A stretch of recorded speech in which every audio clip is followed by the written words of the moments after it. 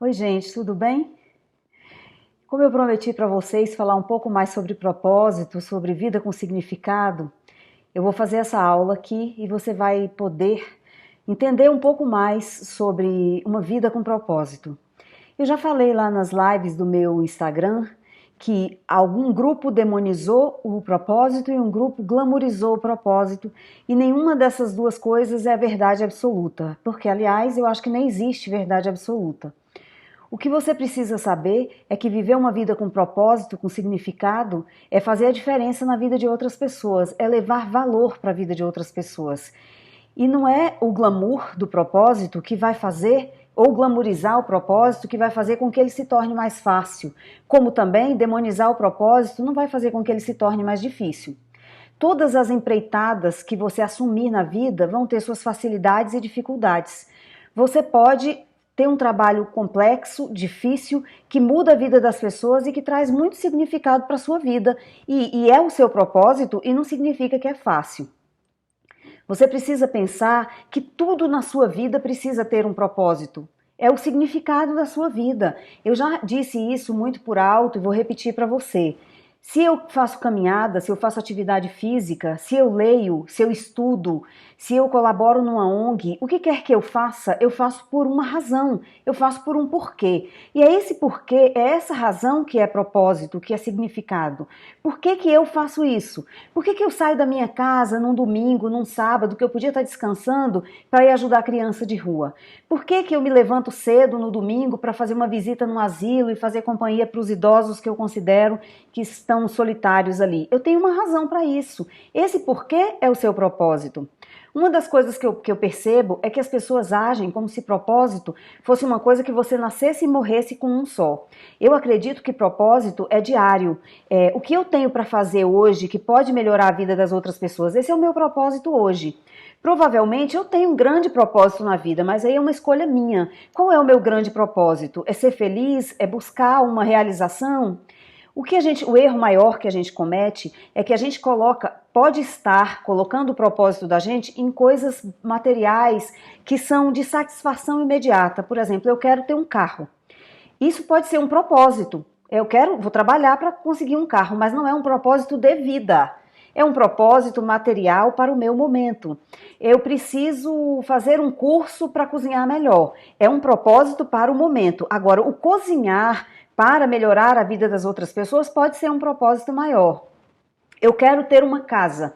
É um propósito, mas não é um propósito de vida, é um propósito para atender minhas necessidades, é um porquê, é uma razão. Eu trabalho por quê? Eu trabalho porque eu quero comprar uma casa, eu trabalho porque eu quero comprar um carro.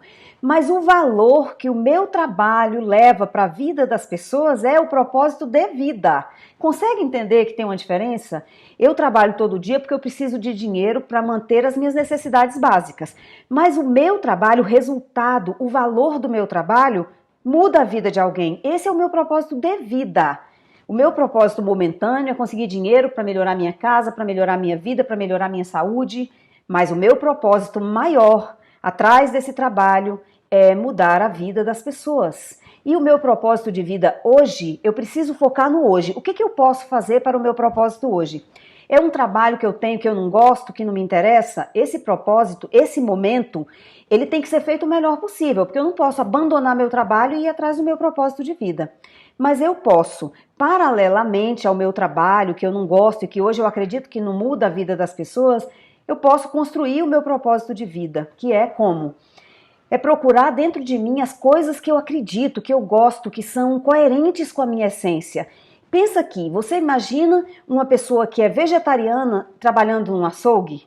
Não, sabe por quê? Porque não tem coerência a essência com o trabalho. Isso é propósito de vida. É buscar uma coerência entre aquilo que você acredita, aquilo que você é, com aquilo que você quer viver, quer pregar, quer mostrar através do seu exemplo. Entende? Por exemplo, o meu propósito de vida é curar a vida de mulheres que passaram pelas mesmas coisas que eu passei e não têm uma vida realizada. Esse propósito é cumprido através desses vídeos, através de textos, através de livros. Quando eu cumpro esse propósito no dia a dia, trabalhando, ele me rende o dinheiro para viver, para subsistir, para arcar com meus sonhos materiais. Mas o propósito que eu tenho por trás disso é mudar a vida de outras mulheres para que elas também possam viver uma vida com sentido. O que você precisa entender é o seguinte: você tem vários propósitos. Você caminha porque você tem o propósito de ser saudável, você bota botox porque você tem o propósito de ser bonita, você faz plástica porque você tem o propósito de melhorar sua autoestima.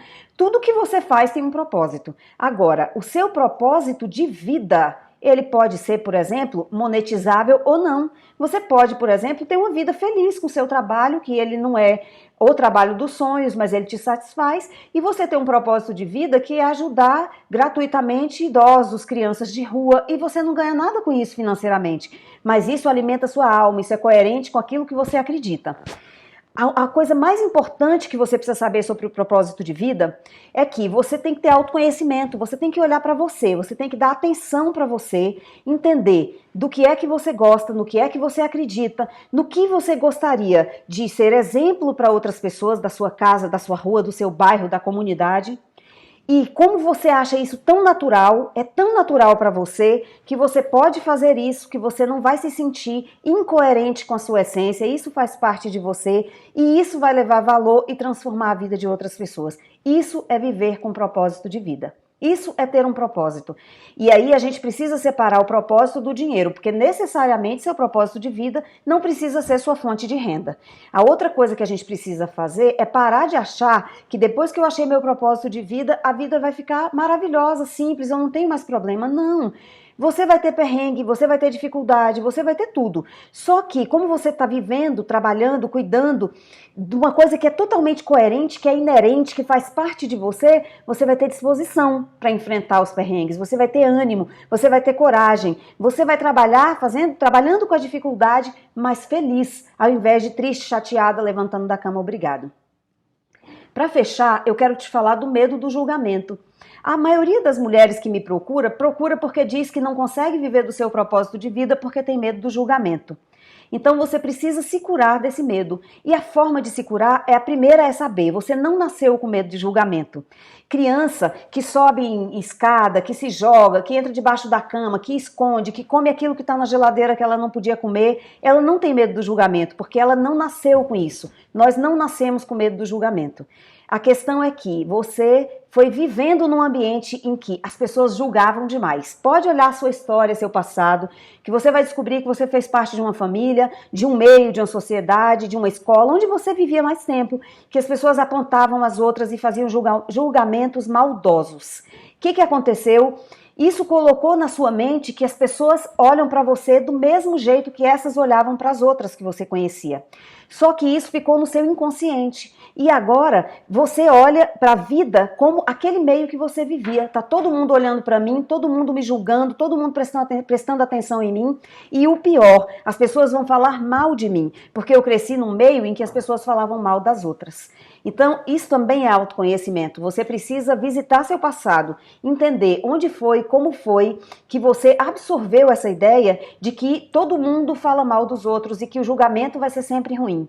Quando você identificar isso, você vai conseguir elencar as pessoas, as situações que você percebia que as pessoas estavam julgando mal as outras. E isso é simplesmente você trazer ao consciente essa história, essa situação. Quando você traz para o consciente, você entende que aquilo não é real. E aí você consegue escolher, decidir, definir se você vai permitir que isso atrapalhe sua vida, seus sonhos, seu propósito de vida, ou se você vai, trazendo para o consciente, escolher e decidir que isso vai ficar lá no passado, porque eram aquelas pessoas que eram daquele jeito, não é o mundo todo que é julgador e que vai te julgar mal. Eu espero que essa aula tenha te ajudado, me dá um feedback aí no grupo e eu sou muito grata por você ter chegado até aqui. Gratidão.